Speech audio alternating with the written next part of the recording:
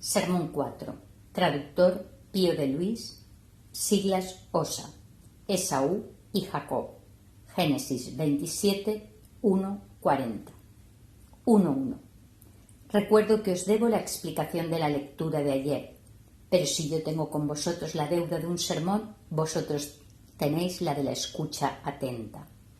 Dicha lectura tiene en verdad una resonancia carnal, mas quien recibe el Espíritu de Dios la entiende espiritualmente. Pues dijo el apóstol: entender según la carne es muerte.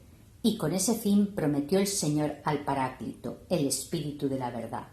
Por tanto, como lo prometió, lo envió para que nadie que haya recibido ya el Espíritu sea esclavo de los placeres temporales, sino que, una vez que se ha hecho Señor del cuerpo y siervo del Creador, se encamine hacia los preceptos de Dios. No vacilen sus pies ni sus ojos pestañeen, sino avance con la mirada de la fe para llegar a aquello que ni el ojo vio, ni el oído oyó, ni ascendió al corazón del hombre. Realidad que se cree antes de verla, para que cuando llegue no se vea confundido quien creyó en ella. 2. Avance pues caminando en la fe, esperando lo que aún no posee, creyendo lo que aún no ve, amando a quien todavía no está adherido. Si el alma se ejercita en la fe, esperanza y caridad, se hace idónea para recibir lo que está por venir. 2. Cuando Pedro pensaba aún según la carne, se turbó ante una pregunta de la criada y negó 3 veces al Señor. El médico había predicho al enfermo de lo que le iba a acontecer. Este paciente, que desconocía el estado de su enfermedad, había presumido excesivamente de sí, pero el médico verdadero lo estaba viendo. En efecto, Pedro había dicho que moriría con el Señor y por el Señor, algo para lo que aún no estaba capacitado por hallarse enfermo. Pero cuando luego vino enviado del cielo el Espíritu Santo y confirmó en la fe a los que le recibieron, Pedro, lleno de confianza que le otorgó el Espíritu, comenzó a estar verdaderamente dispuesto a morir por aquel a quien antes había negado. Rebosantes de esa confianza, todos los mártires mantuvieron la fe recta, no murieron ni padecieron por una fe falsa, por una creación vana de su imaginación, por una esperanza vacía, por una realidad incierta, sino por la verdad prometida, teniendo la certeza de que quien hizo la promesa tiene poder para mostrarla. Desdeñaron todo lo presente, ardieron en deseos de las realidades futuras, que cuando se les hagan presentes nunca pertenecerán al pasado. 3.3. Los que asististeis ayer, recordad a los 2 hijos de Isaac, Esaú y Jacob, y cómo el menor fue antepuesto al mayor, para que pertenezcáis a Jacob y no améis a Esaú. Será Esaú quien quiera vivir según la carne, o esperar bienes temporales en el siglo futuro.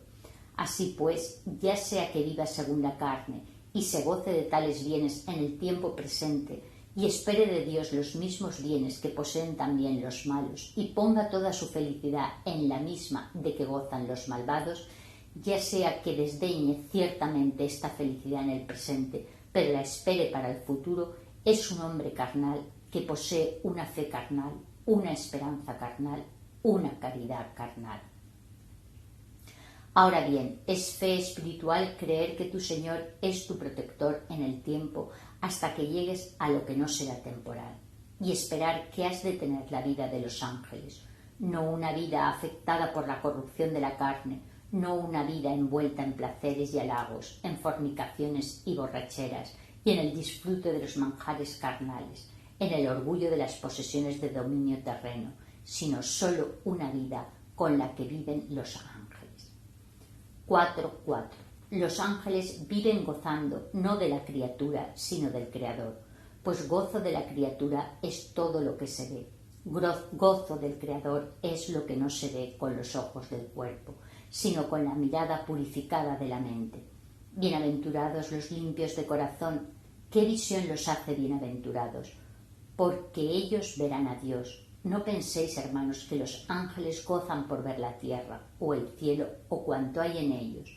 no gozan porque ven el cielo y la tierra, sino porque ven al que hizo el cielo y la tierra. 5. Y el que hizo el cielo y la tierra no es el cielo ni la tierra, ni se le puede pensar como algo terreno o celeste, ni podrás pensar en algo celeste o corpóreo o espiritual. Dios no es eso. No te imagines un hombre grande y hermoso. Dios no queda circunscrito en una forma humana. No le contiene un lugar ni le abarca un espacio. No te lo imagines como un Dios de oro. Dios no es eso. Pues ese oro de que quieres hacerte un Dios, lo hizo Dios mismo y es inconsistente porque está en la tierra. No partas de que Dios es algo semejante a lo que ves en el cielo, la luna, el sol, las estrellas o cualquier cosa que brille y refulge en el cielo. Dios no es eso. Pero a la vez tampoco te parezca que Dios no es lo que el sol, porque éste es como una esfera y no un inmenso espacio de luz.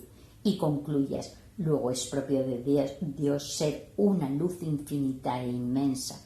De manera que, como extendiendo el mismo sol y haciendo que no tenga límite ni por un lado, ni por otro, ni por arriba, ni por abajo, asumas para ti que Dios es una luz inmensa. Tampoco esto es Dios. Ciertamente Dios habita una luz inaccesible, pero tal luz no es una esfera ni puede resultar conocida a los ojos de la carne. 5.6. Pero si puedes ver qué es la verdad, qué es la sabiduría, qué es la justicia, como se dijo, acercaos a él y seréis iluminados, como es la luz a la que se refería Juan al decir, era la luz verdadera que alumbra a todo hombre que viene a este mundo. Como Juan Bautista no era la luz verdadera, pues dice el evangelista Juan, él no era la luz, pero estaba para dar testimonio de la luz. No solo no era la luz verdadera Juan Bautista, tampoco lo era ni Pablo, ni Pedro, ni apóstol alguno. En efecto, luz verdadera es la que alumbra a todo hombre que viene a este mundo. Ellos serán simples reflectores, dado que recibían la luz, pues también a los ojos de nuestra carne los llamamos luces, y todo hijo de vecino jura por mis luces. Pero, ¿qué son esos reflectores? Si falta el sol, si falta la luna o una linterna, se quedan ciertamente en tinieblas. ¿Dónde están las luces? Vean lo que hay delante, guíen a los pies si es que son luces. Y, sin embargo, son luces. ¿Por qué son luces? Porque pueden recibir la luz. Así, cuando se produce la luz, no la siente tu frente, ni tu oído, ni tu olfato, ni tu mano, ni tu pie. Solo esos miembros tuyos que se llaman ojos, solo ellos sienten la luz que se produce. Ausente la luz, se entenebrecen. Al llegar la luz, solo ellos son iluminados, porque solo ellos la perciben. Ciertamente son iluminados también los demás miembros tuyos, pero no de modo que puedan ver, sino solo ser vistos, pues la luz que surge y la luz que se produce baña todos los miembros, los ojos para ver, los demás para que sean vistos. De igual manera, todos los santos fueron iluminados para ver y para predicar lo que veían. Y por eso se les dijo, vosotros sois la luz del mundo, luz, pero no la luz verdadera. ¿Por qué? Porque existía la luz verdadera que ilumina a todo hombre. A todo hombre, ha dicho. Si se hubiese referido a este solo, no hubiera dicho a todo hombre, pues el sol no lo ven solo los hombres, lo ven también las bestias y los más diminutos animales. Hasta las moscas ven este sol, pero la luz que es Dios no la ve nadie, sino aquellos de quienes se dijo, bienaventurados los limpios de corazón, porque ellos verán a Dios. 6.7. Intentad concebir, hermanos, la luz de la verdad, la luz de sabiduría, como está siempre presente a todos. Tratad de concebir la luz de la justicia, pues está presente a todo el que piensa. ¿Por qué?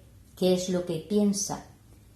El que quiere vivir injustamente peca, abandona la justicia. ¿Se ha empequeñecido ella? Se convirtió a la justicia. ¿Qué aumentó ella? Si la abandona, la deja íntegra, y si vuelve a ella, íntegra la encuentra. ¿Qué es entonces la luz de la justicia? ¿Sale por el oriente y se encamina hacia el occidente? ¿O hay algún otro lugar de donde salga o a donde va? ¿No está presente en todas partes? Si un hombre que está sin duda en el occidente quiere vivir justamente, es decir, según la justicia, ¿le faltará la justicia para contemplar y ver según la misma justicia? A su vez, si uno que se halla en el oriente quiere vivir justamente, es decir, según la misma justicia, ¿acaso le faltará ella? Asimismo está la justicia, está a mano a quien vive justamente, y según la regla que es ella, ven a sí mismo cómo han de vivir justamente también ellos.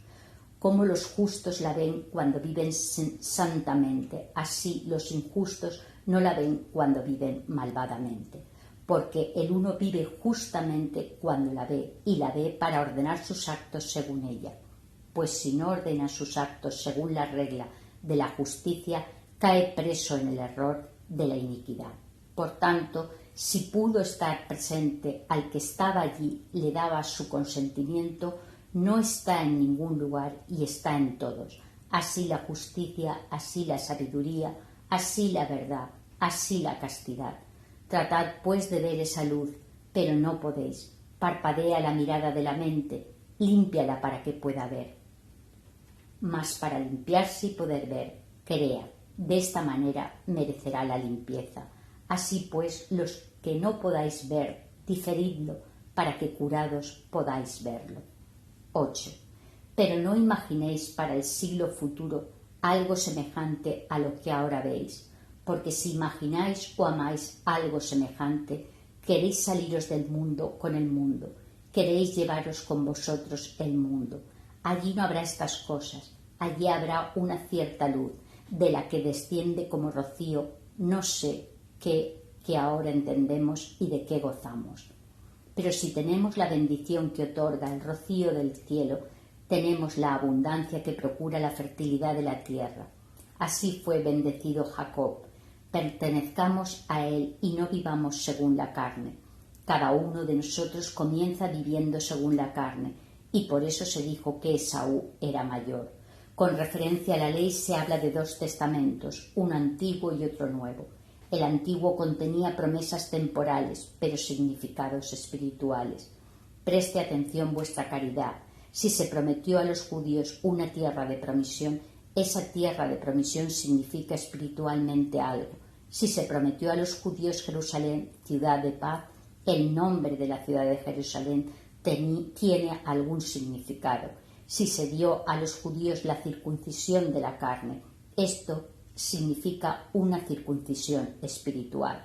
Si se mandó a los judíos observar un día entre los 7 de la semana, el sábado, este significa un descanso espiritual que no tiene tarde.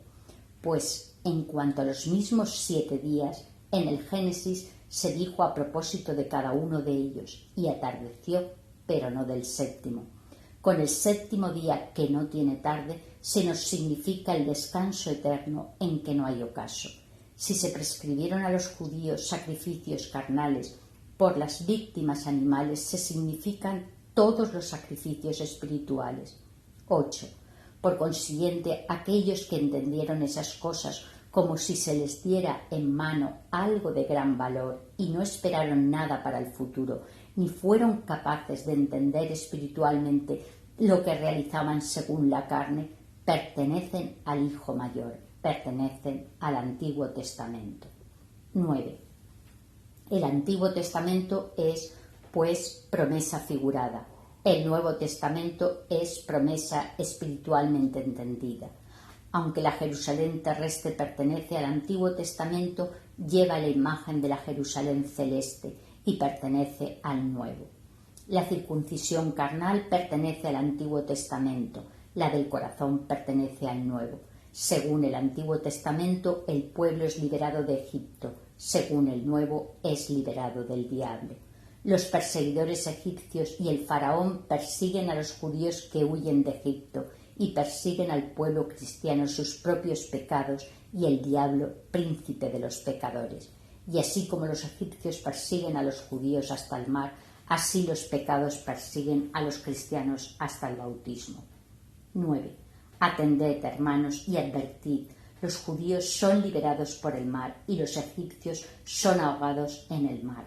Los cristianos son liberados en la remisión de los pecados. Los pecados son borrados por el bautismo. Salen los judíos del Mar Rojo y caminan por el desierto. Así los cristianos después del bautismo todavía no están en la tierra de promisión, sino en esperanza. Este mundo es un desierto y para el cristiano, en verdad, el desierto está después del bautismo si entiende que recibió.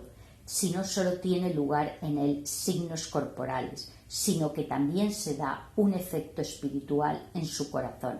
Advierte que este mundo es para él un desierto, entiende que vive en peregrinación, que anhela la patria. Y mientras la desea, vive en la esperanza. En esperanza estamos salvados. Mas la esperanza que se ve no es esperanza, porque lo que uno ve, ¿cómo lo espera? Y si esperamos lo que no vemos, esperamos con paciencia. Esta paciencia en el desierto hace que se espere algo. Si piensa que ya está en la patria, no llega a ella. Si piensa que ya está en la patria, se queda en el camino. Para no quedarse en el camino, espere la patria, desee la patria, no se desvíe, pues sobrevienen pruebas. Igualmente sobrevienen después del bautismo. Enemigos de los judíos no eran solo los egipcios que los perseguían desde que salieron de Egipto. Estos eran enemigos pasados, al modo como a cada uno le persigue su vida pasada y sus pecados pasados con su jefe, el diablo. Hubo también enemigos en el desierto que pretendían interceptarles el camino. Lucharon contra ellos y los vencieron. De igual manera, no se desvíe el cristiano cuando tras el bautismo comience a recorrer el camino de su corazón con la esperanza de las promesas de Dios. En efecto, sobrevienen tentaciones que sugieren algo diferente, atractivos de este mundo, otro género de vida, para apartar a cada uno de su camino y hacerle que desista de su propósito. Si vences esos hechizos con este deseo, quedan derrotados los enemigos que se cruzan en el camino y el pueblo es conducido hasta la patria. 10.10. Escucha de boca del apóstol que estas realidades eran figura de nosotros. Dice: no quiero que ignoréis, hermanos, que todos nuestros padres estuvieron bajo la nube. Sí, estuvieron bajo la nube, estuvieron bajo la tiniebla. ¿Qué quiere decir que estuvieron bajo la tiniebla? Que no entendían en el plano espiritual lo que se realizaba con ellos en el plano físico. Y todos atravesaron el mar y todos fueron bautizados en Moisés y todos comieron el mismo alimento espiritual, porque en el desierto se les dio el maná, como a nosotros se nos da la dulzura de la Escritura, para que resistamos en este desierto de la vida humana. ¿Y saben qué maná reciben los cristianos, aquellos a los que dijo el mismo Salmo: gustad y ved cuán suave es el Señor? Y todos dicen: comieron el mismo alimento espiritual. ¿Qué significa el mismo? Que significa lo mismo. Y todos bebieron la misma bebida espiritual.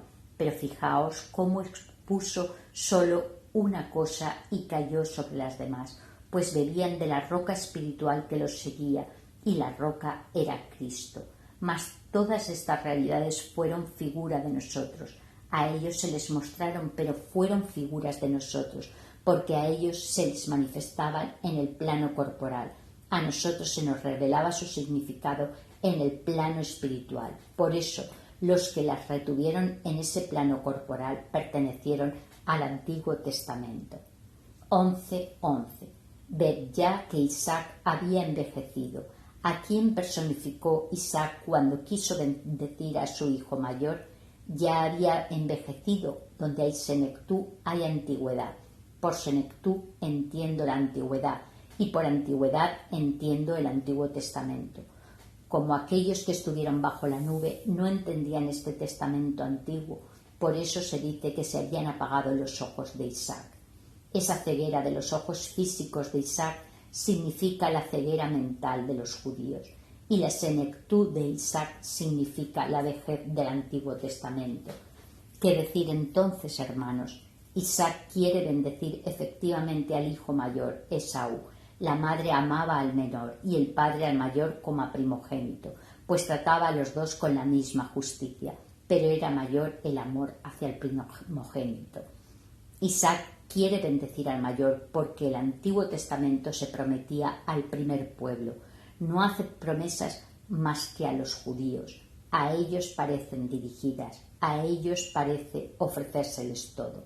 A ellos llama de Egipto, a ellos libera de los enemigos, guía a través del mar, alimenta con el maná. Ellos reciben el testamento, la ley, las promesas, la tierra misma de promisión. No es extraño que él quisiera bendecir al primer hijo, pero bajo la figura del mayor es bendecido el menor. La madre es figura de la Iglesia, mas por Iglesia entended, hermanos, no solo a los que comenzaron a ser santos después de la venida y nacimiento del Señor, al revés, todos los que fueron santos pertenecen a la Iglesia misma. En efecto, no penséis que no tenemos a Abraham por padre, porque él vivió antes de que Cristo naciera de la Virgen, mientras que nosotros nos hemos hecho cristianos tanto tiempo después, es decir, una vez que Cristo sufrió la pasión. Es el apóstol quien dice que somos hijos de Abraham si imitamos la fe de Abraham. Así pues, si imitándole somos admitidos nosotros en la Iglesia, ¿vamos a excluirle a él de ella?